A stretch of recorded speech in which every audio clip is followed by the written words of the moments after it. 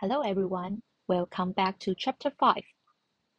Today we will focus on Unit 4, Cybersecurity Threat. Let's have a quick review on that video. Last time, we first introduced what digital currency and cryptocurrency are. Next, we introduced what blockchain is and how blockchain works. Finishing reviewing the last unit, let's start today's unit. Nowadays, because of the rapid development of technology, there are many types of cybersecurity threats. In this video, we will introduce these threats one by one. A brute force attack doesn't require a lot of sophistication in the technique. For example, if a hacker wants to crack your password, they can systematically try all the different combinations of letters, numbers, and other symbols until eventually they find your password. There are two common methods. First, check if the password is one of the most common ones used. The five most common are 123456, password, QWERTY, 111111, and ABC123. Since these simple passwords are seen so many times, it's a good place for the hacker to start.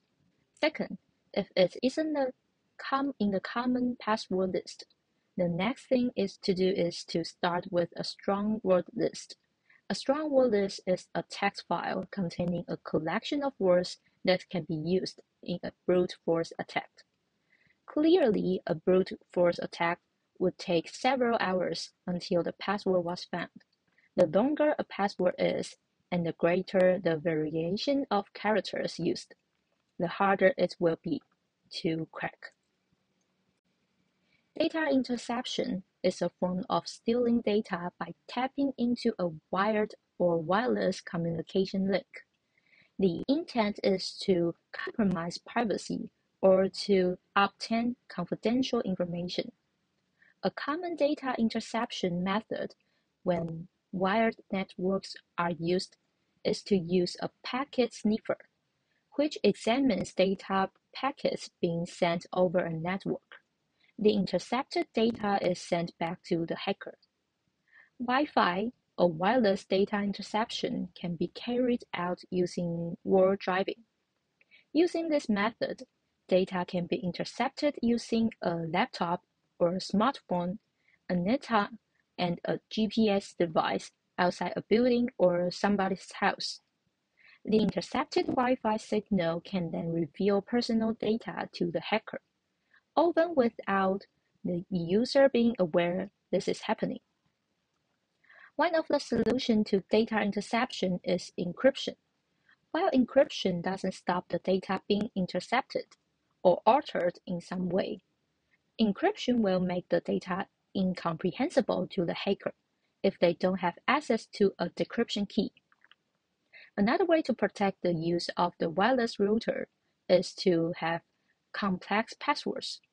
Last but not least, it is important not to use Wi-Fi connectivity in public places, such as an airport, since no data encryption will exist and your data is then open to interception by anyone within the airport.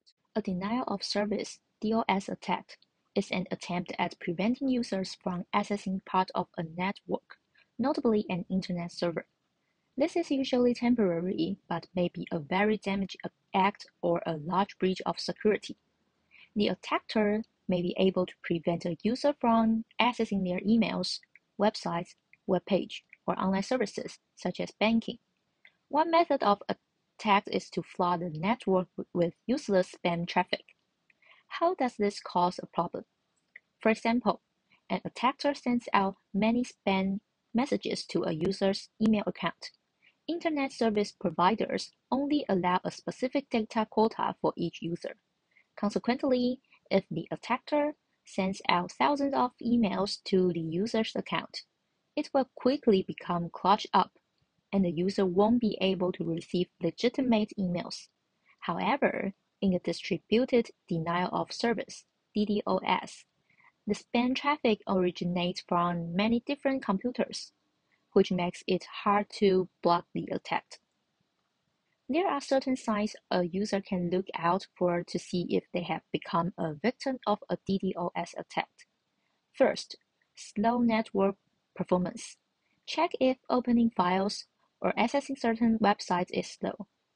Second, inability to access certain websites. Third, large amounts of spam email reaching the user's email account. An individual user or a website can guard against these attacks to some degree by using an up-to-date malware checker, setting up a firewall to restrict traffic to and from the web server or user's computer, applying email filters to filter out unwanted traffic, for example, spam. Hacking is generally the act of gaining illegal access to a computer system without the user's permission. This can lead to identity theft or the gaining of personal information. Data can be deleted, passed on, changed, or corrupted. Hacking can be prevented through the use of firewalls, frequently change strong passwords, using anti-hacking software, and intrusion detection software. Although hacking is always an illegal act, universities and companies now run courses in ethical hacking, which means companies authorize paid hackers to check out their security measures and test how robust their computer systems are to hacking attacks. Malware is one of the biggest risks to the integrity and security of data on a computer system.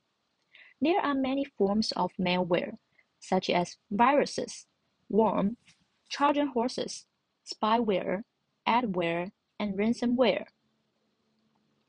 In this table, there is a summary of different types of malware. Phishing occurs when a cybercriminal sends out legitimate-looking emails to users. The emails may contain links or attachments that, when initiated, take the user to a fake website, or they may trick the user into responding with personal data, for example, bank account details or credit debit card details. The email usually appears to be genuine, coming from a known bank or service provider. If suspicious emails are deleted or not opened, then phishing attacks won't cause any problems. Another term connected to phishing is spear phishing.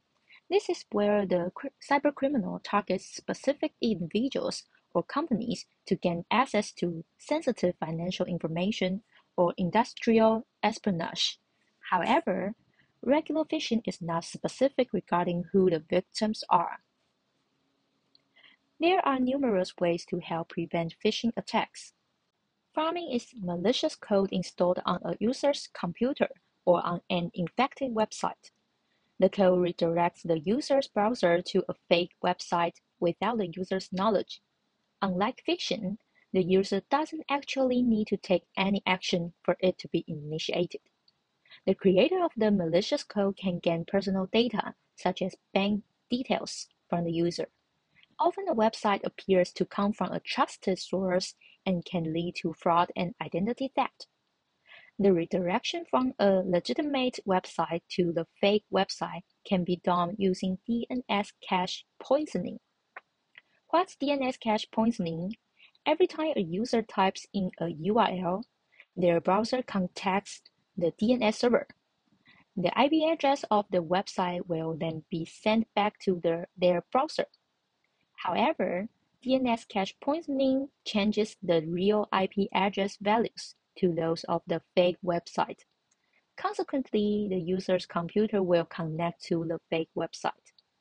It is possible to mitigate against the risk of pharming, for example, use of antivirus software, or many modern browsers can alert users to pharming and phishing attacks.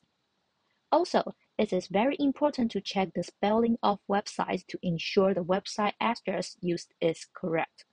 As with phishing, use of HTTPS or the green padlock symbol in the address bar is an additional form of defense.